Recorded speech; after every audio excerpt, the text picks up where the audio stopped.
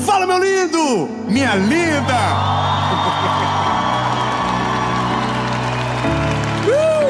Chegamos no meio da série Sabedoria. E essa mensagem é uma das mensagens talvez mais difíceis de pregar, porque ela toca em um ponto muito sensível do nosso coraçãozinho. Eu quero muito que você fique comigo até o final, principalmente se você está passando por algo que você pode chamar de humilhação. Eu quero começar a mensagem, só vou te pedir um favor.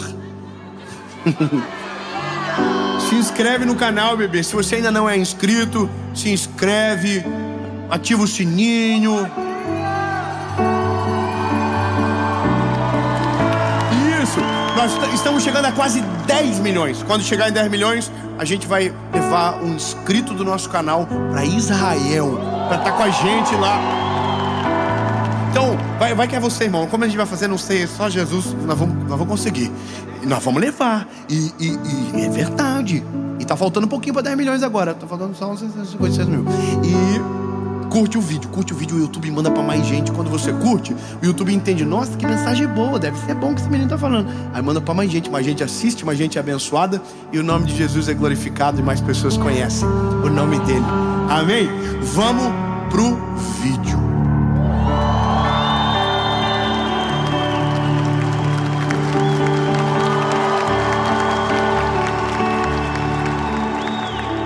Segundo Reis, capítulo de número 5, diz o seguinte: ora, Naamã, capitão do exército,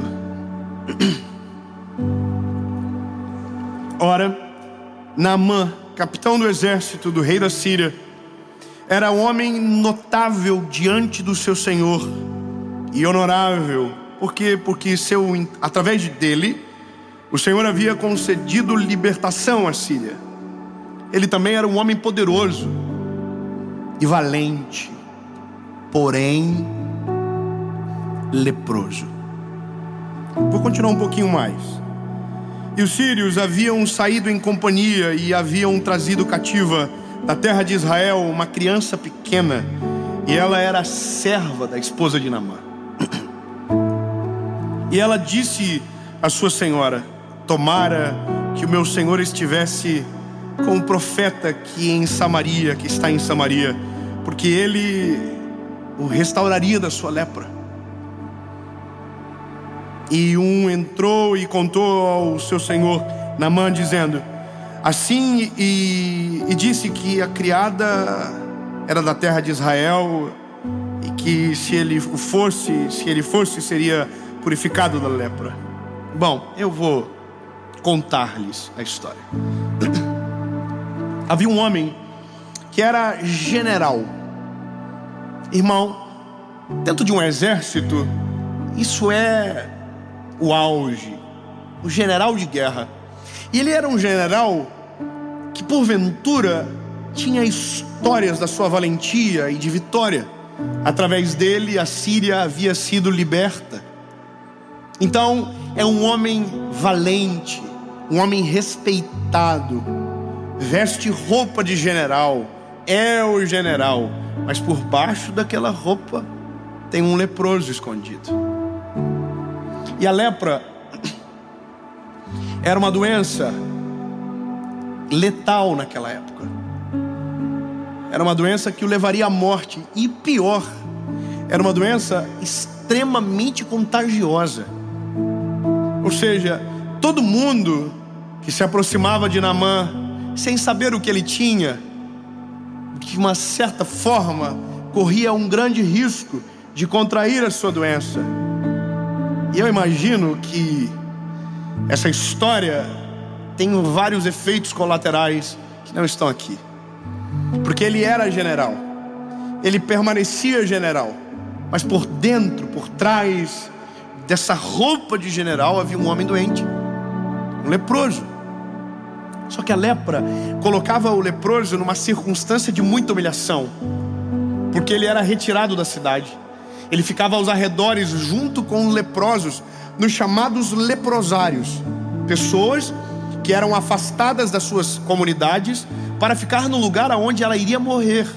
E esse era o final. Então a pessoa saía da onde estava para ficar naquele leprosário, e ali era o último endereço dela, porque provavelmente morreria ali. Não havia cura. E essa é a questão. O nosso menino Naamã, ele está o que a gente chama entre a cruz e o punhal. Ele pode fingir que nada está acontecendo e permanecer sendo general. Qual é o risco? Morrer e contaminar muita gente. Ou ele pode tentar uma segunda via, que é reconhecer que está doente, abrir mão do cargo de general para buscar a cura. E aqui é o dilema do Naamã. Aí Naamã tinha uma serva que havia vindo de Samaria, uma menina. E essa menina, porque era próxima, sabia da doença do seu senhor, e disse para a mulher dele, para a mulher de Naamã: olha, existe um profeta chamado... Estamos num tempo anterior. Qual era o nome do profeta?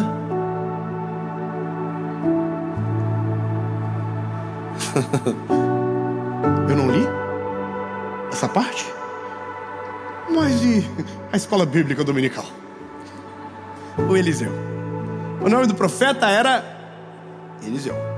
Ela disse: se esse homem, Naamã, encontrar-se com o profeta, ele pode ajudá-lo a se purificar da lepra, porque sabia que Eliseu era um homem de Deus.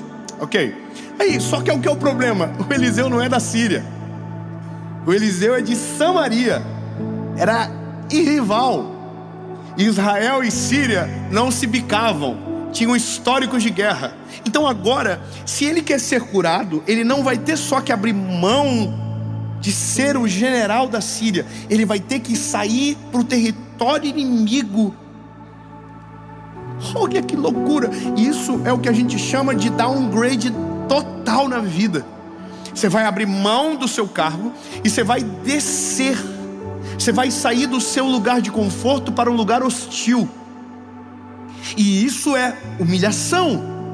E a humilhação não começa só quando ele abre mão de ser general. É quando o general fica doente.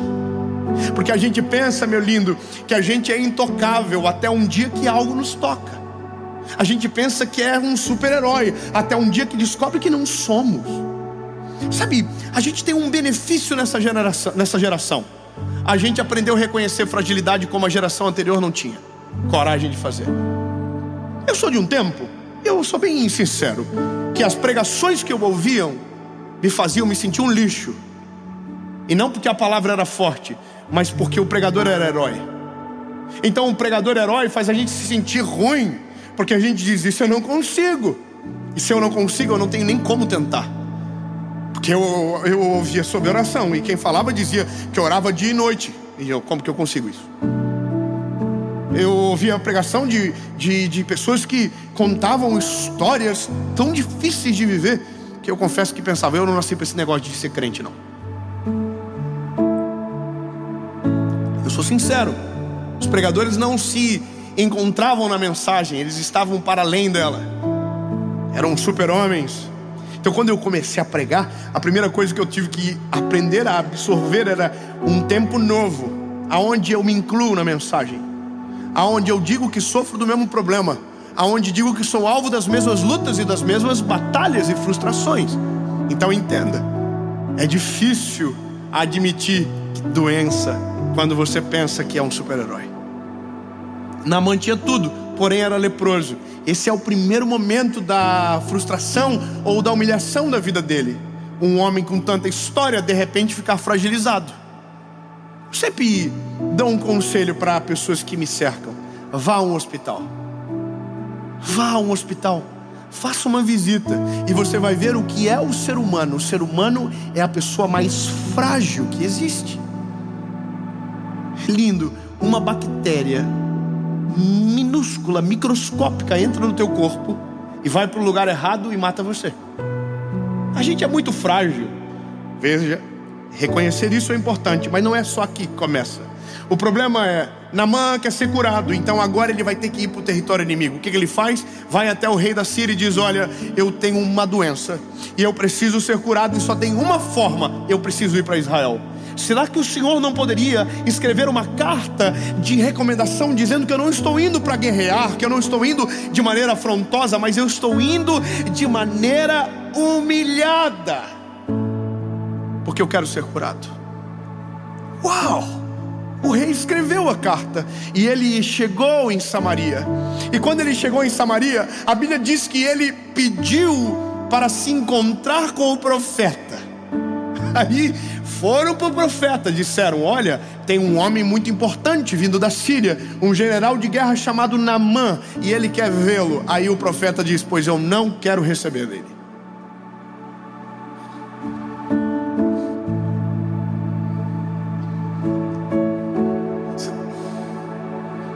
Peraí, o profeta é um homem de Deus, e o homem de Deus está dizendo: não quero papo com esse cara não. Aí o que a gente pensa de cara? Meio duvidoso esse profeta. Mas se o profeta for o resultado, ou o remédio que ele precisa antes da cura? Vou ser bem claro para você: a forma mais poderosa de o ser humano salvar o homem é quando o nosso ego está ferido. A forma mais incrível e mais fácil de Deus nos acessar é quando a gente está fragilizado. Isso lindo. Não tem como falar o contrário. O ser humano, quando está com dor, vira uma florzinha. Quando a gente está bem, a gente não precisa nada, não preciso de nada, não preciso de Jesus. Eu o quê? Eu sou cara, eu sou uma máquina de vencer. Aí você fica doente. Você fala: Jesus, eu me tenho de morrer agora, Senhor. Irmão, todo corajoso, quando o avião bate no céu, numa turbulência, fica evangélico na hora. Irmão, qualquer pessoa, o avião começou a tremer, já fica assim.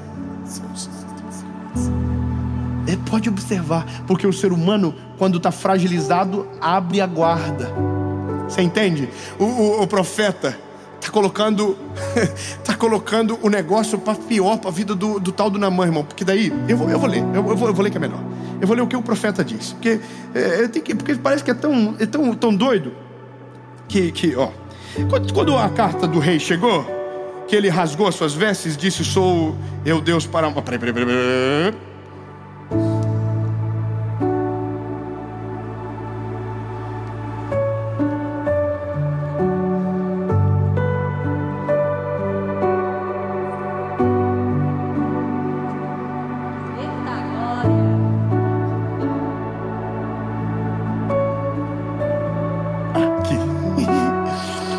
Sucedeu.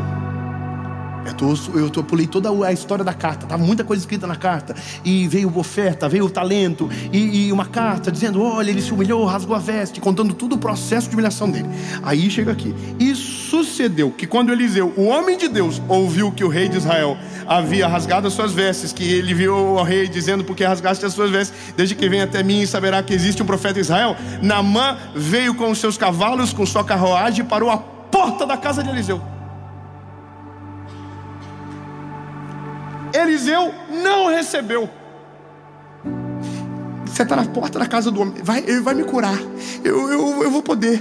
Aí, irmão, ele não deixa entrar, ele não recebe. Aí a Bíblia vai dizer: então a serva falou para Naamã o que ele teria que fazer: mergulhar 7 vezes no Rio Jordão.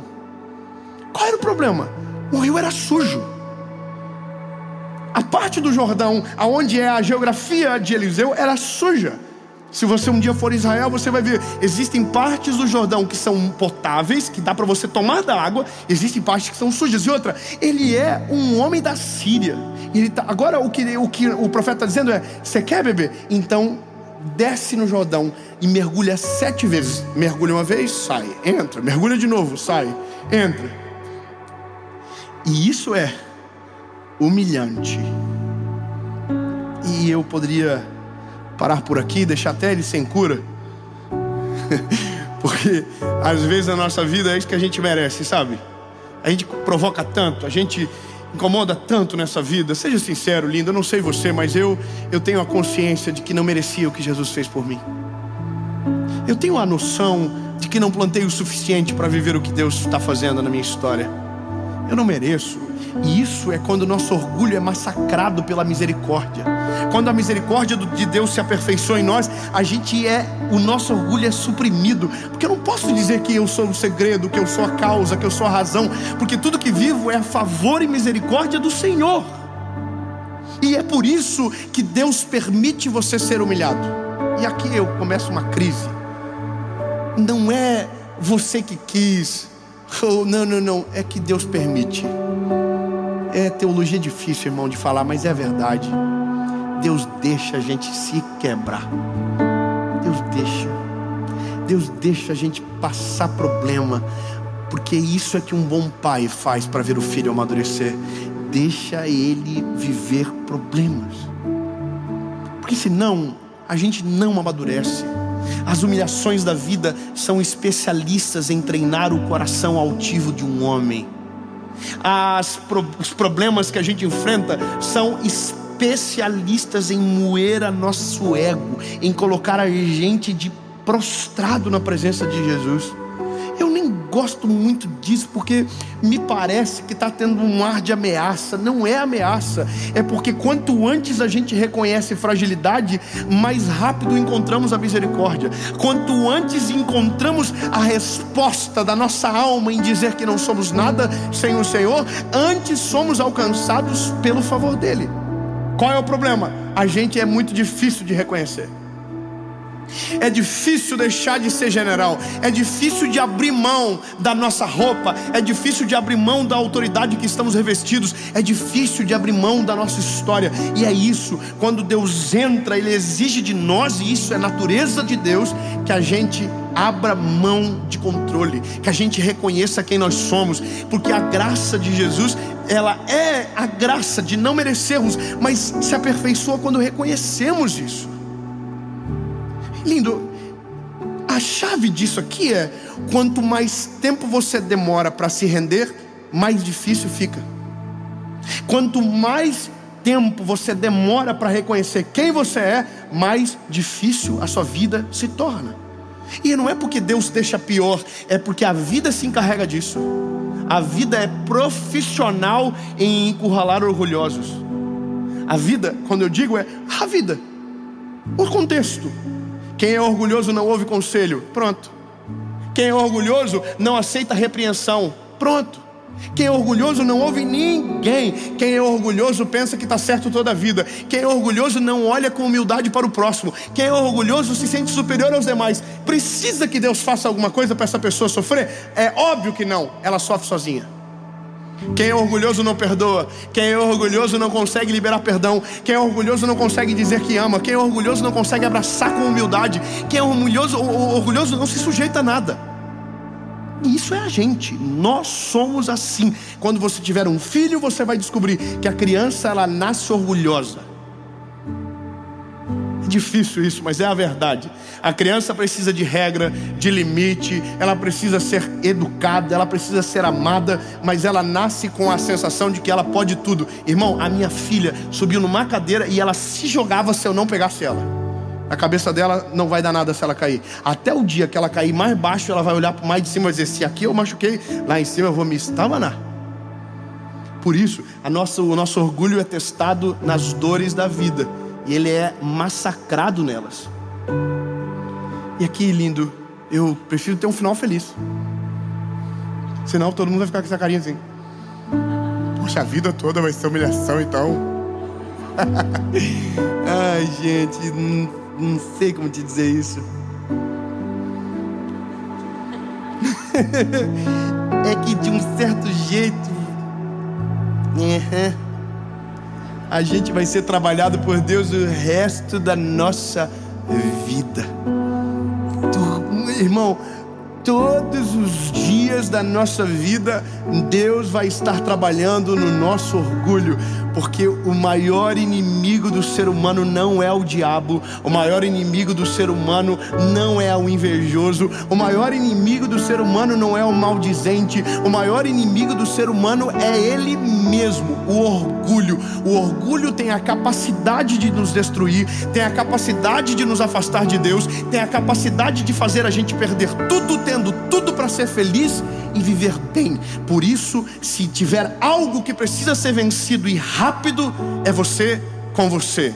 Matar o orgulho, tirar o orgulho da história, ser humilde, reconhecer o quanto precisa, porque é dessa maneira que Deus age. Naamã só entrou no caminho da cura quando abriu mão da roupa de general. Quando ele sai de lá, ele já está sendo curado e não está vendo. Ele já está vivendo o milagre e ainda não soube. Então quando ele chega na casa do profeta, ele já está vivendo o milagre e ainda não sabe. Só que a Bíblia diz que quando ele entra no Jordão e quando ele sai pela 7ª vez, ele está completamente curado. Você pode dar uma glória a Deus, porque tira um pouco o peso agora. Ele está completamente curado. Aleluia!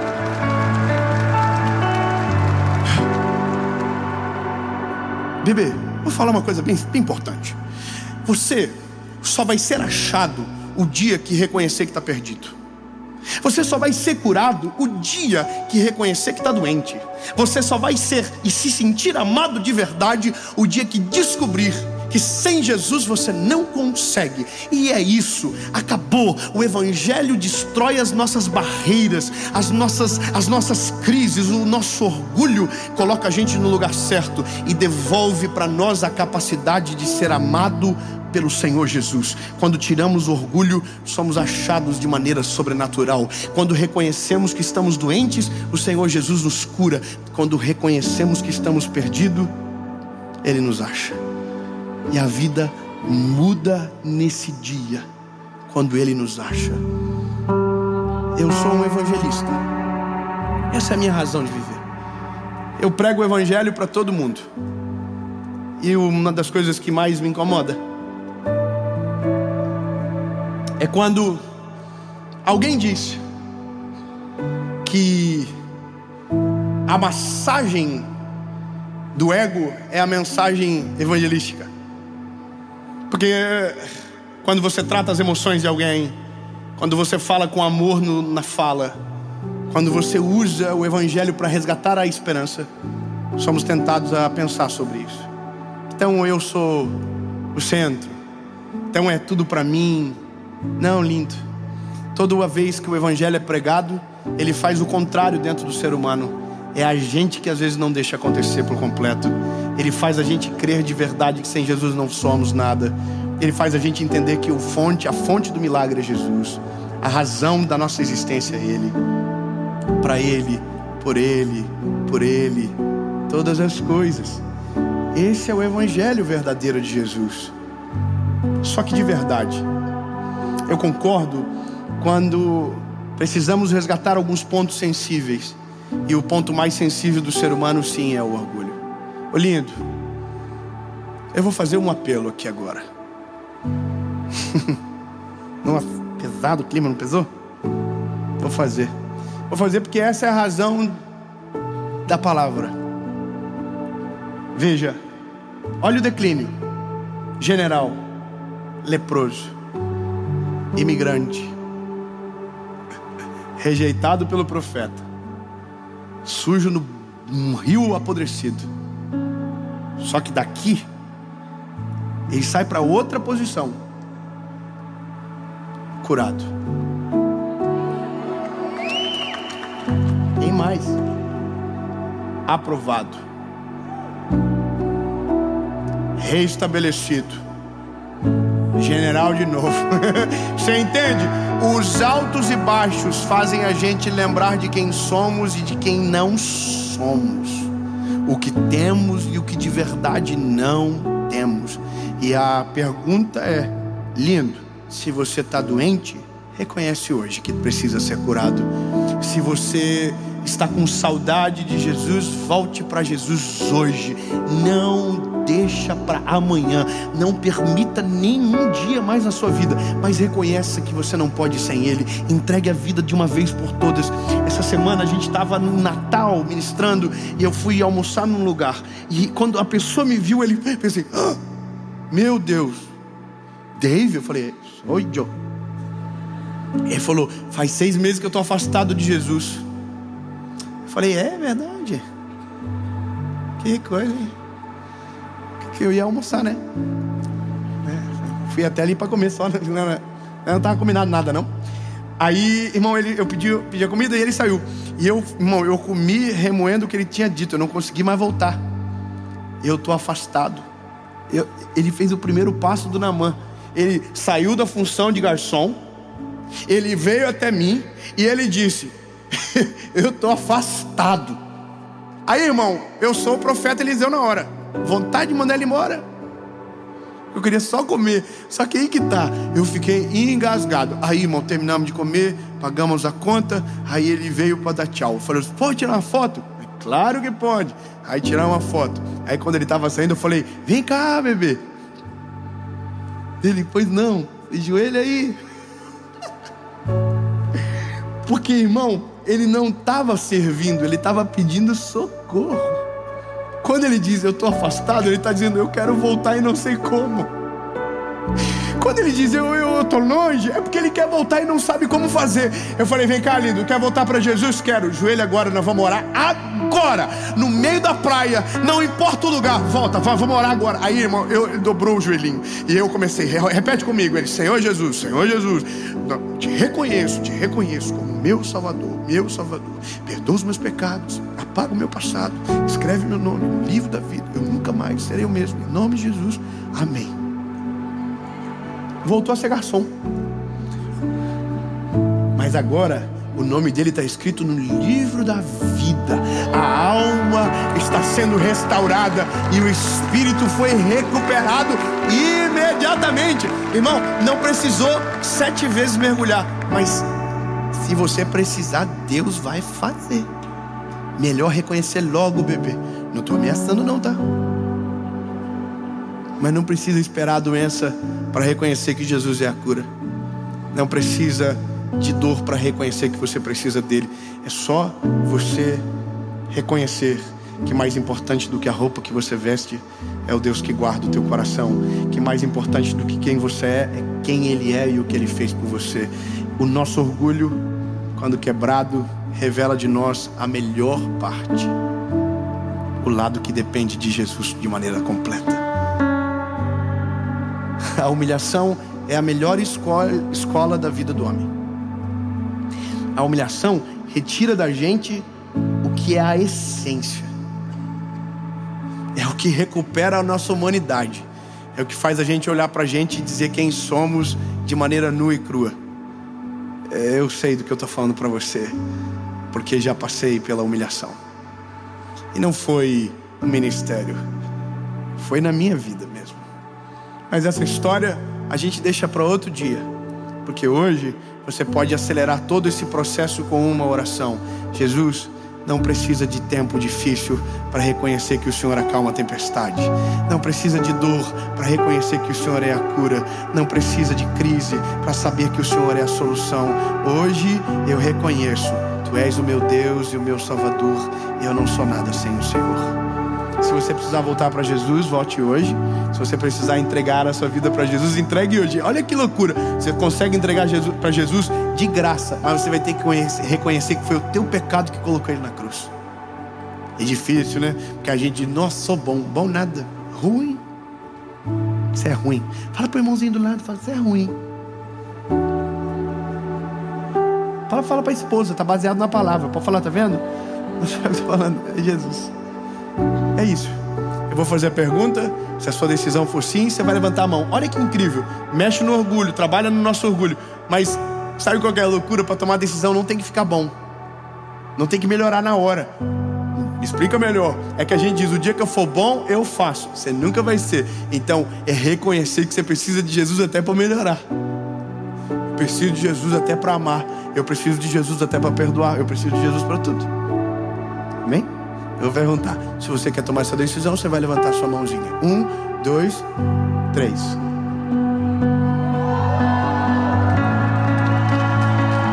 Não, muita gente.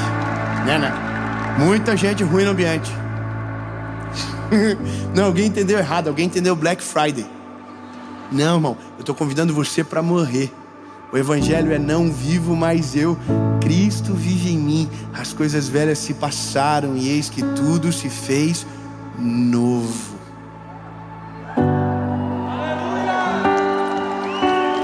Ó, aquele que quiser vir após mim, negue-se a si mesmo, tome a sua cruz e siga-me. Então é para você, Tem certeza?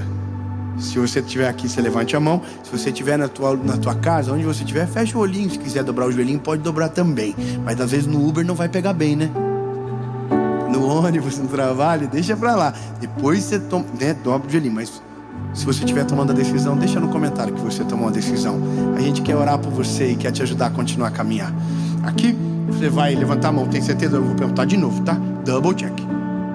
Prova real. Nós não estava combinado de ter tanta gente ruim junto. 1, 2, 3.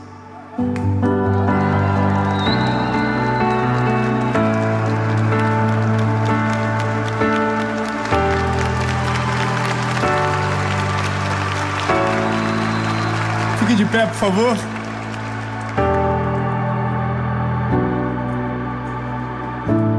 Se tiver alguém perto de você que está tomando essa decisão e você a conhece, ama ela, dê um beijo nela, dê um abraço nela. Fala para ela, essa é a melhor decisão da sua vida.